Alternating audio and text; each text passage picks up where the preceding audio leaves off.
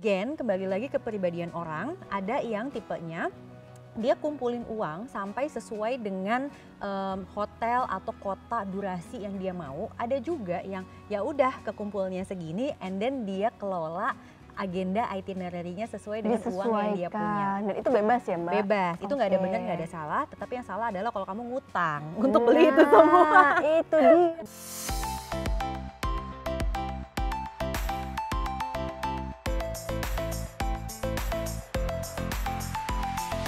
Buah Markisa, buah stroberi, saya Analisa pamit undur diri. Terima kasih semuanya, semoga bermanfaat ya.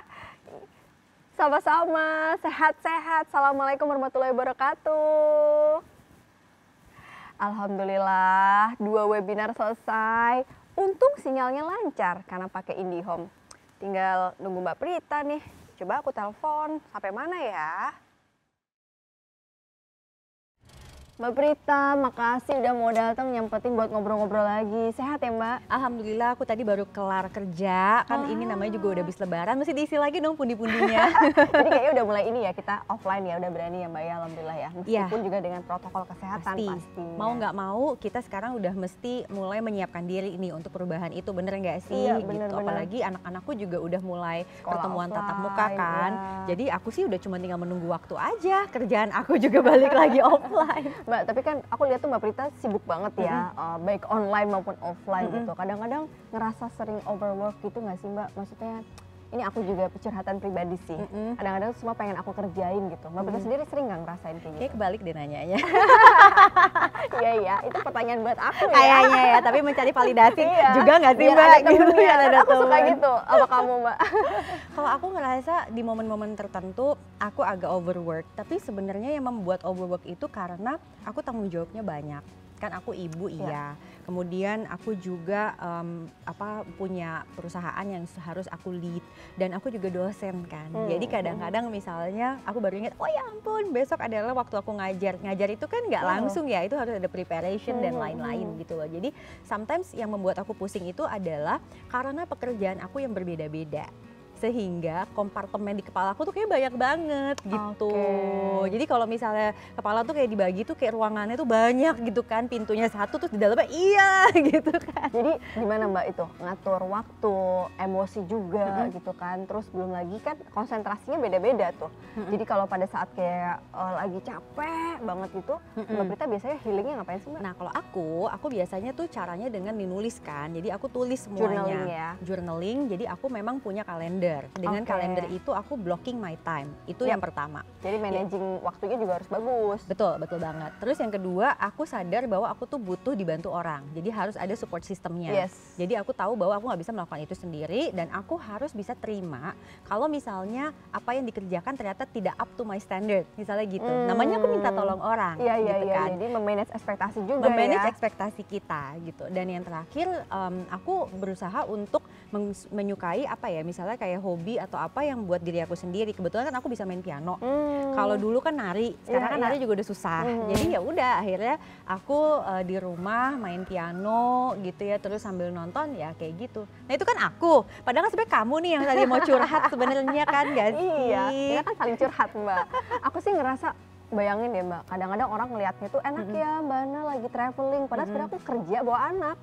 Itu double, walaupun kita juga sama kayak Mbak Prita sih, selain memanage waktu juga memanage kemampuan diri, support system. Jadi kalau misalnya aku lagi kerja ya aku bawa misalnya asisten yang memang khusus megang anak-anak.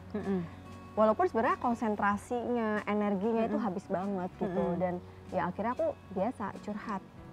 Karena kalau kita bicara soal healing gitu ya, mungkin traveling itu jadi salah satu ya cara kita untuk rilis stres.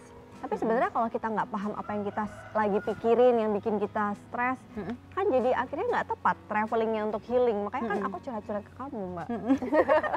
Gitu, jadi memang harus disadari dulu kalau memang kita itu lagi butuh healing, stresnya apa dulu gitu. Kalau kita nggak tahu stresornya apa, kemudian kita jadi kayak ngerasa resah, galau, nggak jelas gitu. Nah itu yang lagi bikin healing jadi nggak tepat.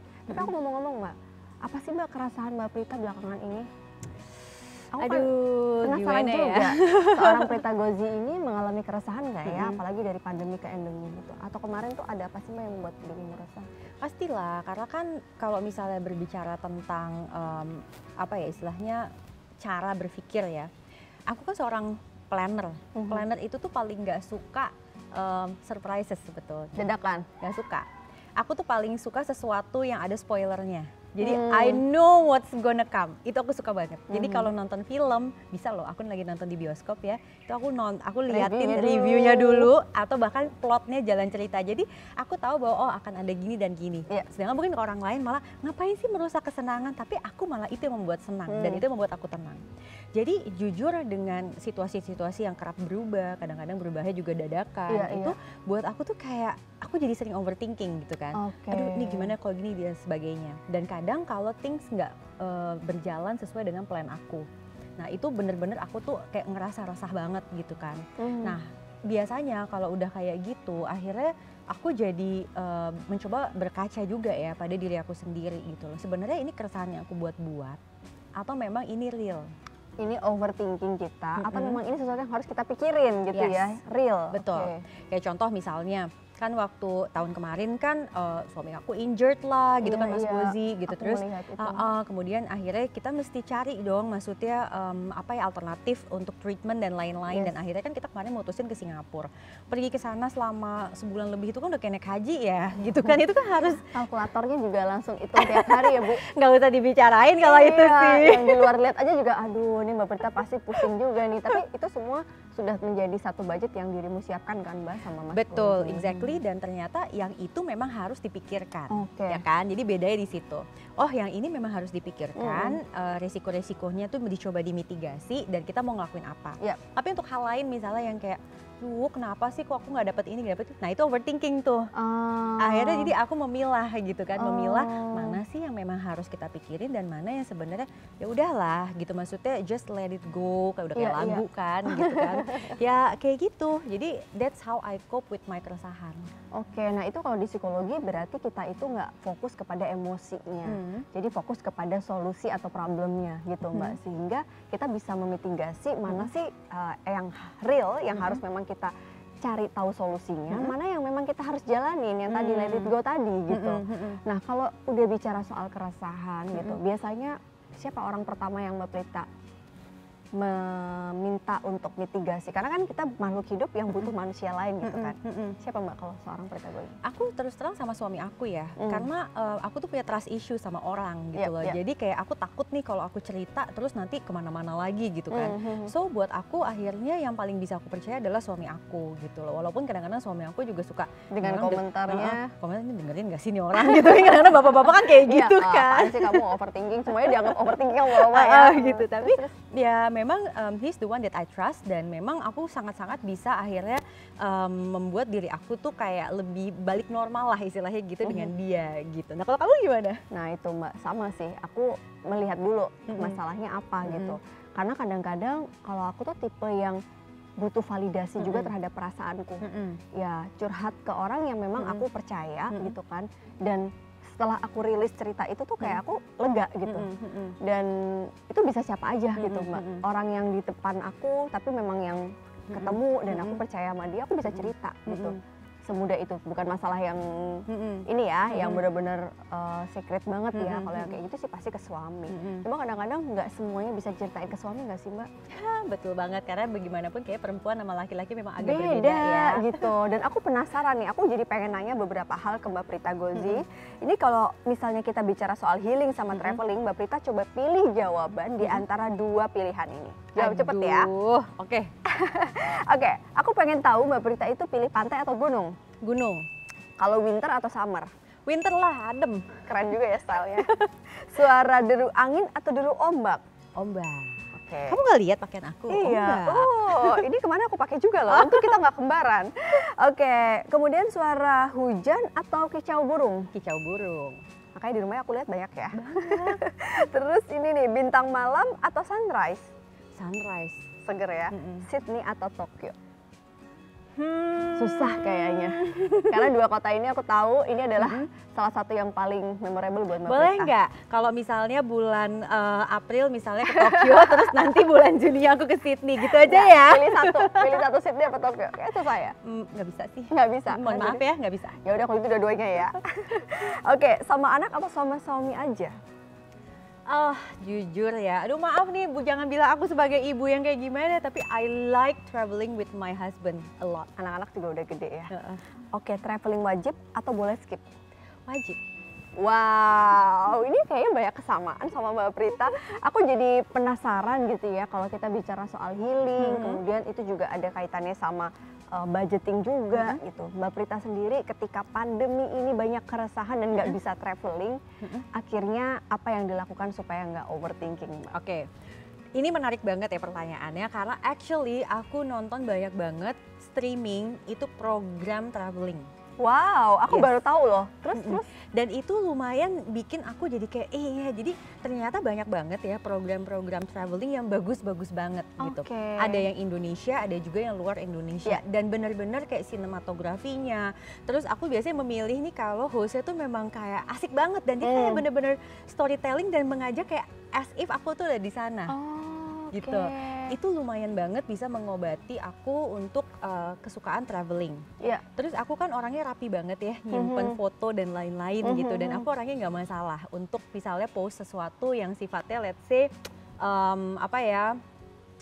sesuatu yang sifatnya udah masa lalu lah gitu kan, kayak late post. Jadi itu membuat aku triggering my memory. Pantesan. Triggering my memory. Jadi throwback itu salah satu. Bener banget. Jadi kan kalau kemarin tuh ada K-drama yang lumayan viral, bilang katanya makan makanan masa kecil itu brings back all the good memory. And then itu benar ya? Dan itu benar. Buat aku dia kalau setiap aku lihat foto itu bener-bener rupanya brings back the memory. Jadi buat aku traveling sama healing tuh kadang-kadang bisa nyambung gitu loh. Nah, tapi aku juga jadi penasaran ya, sebenarnya secara psikologis bener nggak sih kalau healing itu memang bisa disolusikan dengan traveling? Ada nggak sih bedanya antara healing dengan traveling atau jalan-jalan? Nah, ini menarik pertanyaannya. Sering banget aku dengar juga nih, Mbak. Healing itu sebenarnya kalau secara harfiah ya, psikologi ini tuh proses kita terkoneksi kembali sama diri sendiri. Oke. Dan kita bisa menerima beberapa luka lama, luka batin kita, trauma-trauma, dan menerima kenyataan seapa adanya gitu. Nah, permasalahannya ada orang yang terkoneksi dengan salah satunya yaitu traveling. Misalnya Mbak Prita nih, pada saat kamu traveling nonton vlog traveling aja tuh ngerasa terkoneksi kan sama diri sendiri. Ini Prita nih gitu. Nah, kalau itu disadari dengan baik, maka itu bagus. Tapi ada juga orang yang nggak menyadari, nggak terkoneksi sama dirinya, mengatasnamakan traveling ini sebagai bentuk dia healing. Tapi dia nggak tahu sebenarnya apa yang membuat dia terluka, apa yang bikin dia stres, itu nggak diartikulasikan dengan baik. Nah, itu yang akhirnya hanya menjadi sesuatu yang sementara gitu, Mbak Prita. Malahan pulang malah bisa lebih pusing lagi ya, karena jangan-jangan budgetnya juga jebol lagi. Aku jadi penasaran, sebenarnya perlu nggak sih Mbak kita itu menyiapkan budget untuk traveling kalau menurut Mbak Prita? Perlu dong, dan aku selalu bilang bahwa we have to understand ourselves. Jadi persis seperti yang tadi Mbak Ana bilang, kita mesti ngerti kita tuh tipe yang apa sih? Apakah misalnya kita tipe yang travelingnya tuh sering tapi deket-deket, atau kita memang kepingin ke suatu tempat yang mungkin juga durasi agak panjang, butuh budget lebih besar. Nah, itu harus dibedakan. Kalau untuk traveling yang kecil-kecil mungkin kita lakukan ya 2 bulan sekali gitu kan ya, itu aku selalu bilang ambil aja dari post playing. Jadi living, saving, playing tuh ada 20%, pakai aja di situ dari gaji bulanan kita. Iya. Tapi kalau misalnya let's say kita punya cita-cita nih, apalagi mungkin udah 2 tahun pandemi ya, terus mungkin ada orang yang bercita-cita mau umroh bersama keluarga, atau misalnya ada yang mungkin mau traveling ke Amerika Serikat gitu, itu memang harus dibudgetkan khusus. Jadi kita harus nabung dulu. Nah, again kembali lagi ke kepribadian orang, ada yang tipenya dia kumpulin uang sampai sesuai dengan hotel atau kota durasi yang dia mau. Ada juga yang ya udah kekumpulnya segini and then dia kelola agenda itinerary-nya sesuai dengan uang yang dia punya. Dan itu bebas ya Mbak? Bebas, itu nggak ada benar nggak ada salah, tetapi yang salah adalah kalau kamu ngutang untuk beli itu semua. Itu dia, nanti habis itu utangnya berbunga dan jatuhnya bukannya healing tapi malah jadi overthinking ya. Bener, dan suffering jadinya nanti. Jangan lupa ke psikolog kalau itu, dan juga ke financial planner ya untuk bisa memplanning semuanya. Oke, sebelum kita akhiri nih Mbak, ngomongin soal healing sama traveling, aku punya pantun nih. Aduh, aku siap-siap. Siang-siang makan kolang-kaling. Cakep. Saking enaknya susah berhenti. Cakep. Buat kamu yang pengen healing, Cakep. jangan fokus flexing, mending ngobatin hati. Cakep. Aduh, aku juga nggak mau kalah dong. Apalagi kan suami aku juga dari Minang juga ya. Jadi katanya jago harus pantun. bisa pantun. Oke. Cakep. Oh belum? Belum. Ya. Oke. Doraemon punya baling-baling. Cakep. Baling-baling dari bambu. Cakep banget. Teman-teman yang mau healing, pasin budget, lewatin gengsimu. Cakep. Mbak, aku jadi pengen merecap obrolan kita yang seru banget ini deh. Kalau aku bisa ngomong sama pikiranku, aku akan bilang gini. Dear pikiranku, tenang-tenang. Kalau kamu memang mau fokus healing, fokus sama dirimu, jangan sama yang lain, nanti malah tambah pusing. Ih, setuju banget, setuju banget. Thank you banget ya Mbak Prita, semua tipsnya, sharingnya. Aku bisa belajar banget dari sisi Mbak Prita tentang bagaimana financial planning dan juga tentang merencanakan hidup ini supaya kita nggak overthinking. Alhamdulillah, aku juga senang bisa berbagi dan aku juga lumayan dapat sedikit healing, gitu, konsultasi gratis sama psikolog. Aduh, semoga silaturahmi tanpa batas kita selalu dinanti ya sama teman-teman juga, dan pastinya Sobat IndiHome dan juga teman-teman Alsa Channel ini bisa semakin belajar banyak dari obrolan kita berdua nih.